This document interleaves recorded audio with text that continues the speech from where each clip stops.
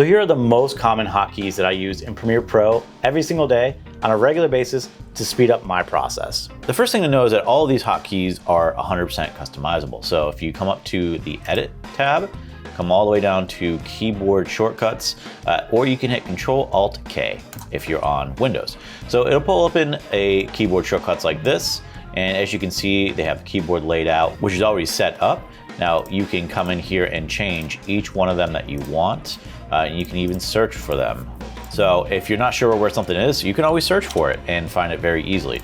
Now the other thing that I like about this too is that they have presets. So mine is always set to Adobe Premiere Pro default. And the reason this is that back when I first started on Premiere Pro, what would happen is I would customize these on my home computer however I wanted it.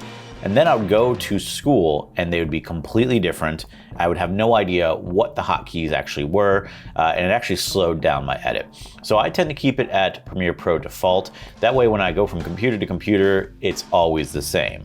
Now, if all the computers you own are yours and you're never editing on anything different, this may not make a difference. Now, another thing that I like, this is one of our other video editors has just had to move from Final Cut over to Premiere, and he does seem to struggle with these hotkeys. One thing to note is that if you come over here to presets, Premiere Pro already has a preset for Final Cut 7. So if you're familiar with Final Cut 7 and you want your hotkeys to be exactly the same, you can do that as well. And they also have it for Avid, as well as Premiere Pro CS6. So the first one's gonna be the letter C on your keyboard, which is your razor tool. So you can cut things up however you need them to be. After that, you need to be able to move them around. So letter V is going to be your selection tool. So now you can move things on your timeline. Now, as you get a little bit more advanced and you have more and more layers on here and you need to be able to cut everything all at one time, if you hit the C button and then hold down Shift, it's gonna cut on every single layer. Now, if you need to move your entire track and you don't want to select the whole thing like this, your next one is gonna be the A button, which is your track selection tool. Now you can select everything on your tracks. Now, if you need to select just this top track right here, hold down your Shift button after hitting A, and now it's gonna select specific tracks. Next is P, which is your pen tool.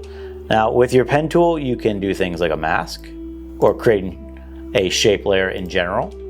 You can do things like adjusting your audio levels. After that, we wanna mark our in and outs. So if you hit I, where the playhead is gonna mark your in point. If you hit O, it's gonna mark your out point. Next, maybe you wanna follow along on a beat, or you want to put markers for various things like an end of a scene or a chapter. Easy button is the M button for marker. Next is gonna be Ctrl R, which opens up your clip speed and duration, which is pretty obvious. You can adjust your speed or your duration of each clip.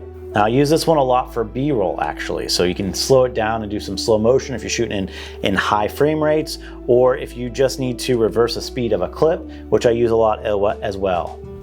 After that, we have J, K, and L. So these are all of your shuttle buttons. So one's gonna shuttle left, one's gonna shuttle right, and one's gonna shuttle stop. So this is going to allow you to adjust the playback speed. So if you hit J, it plays backwards at normal speed.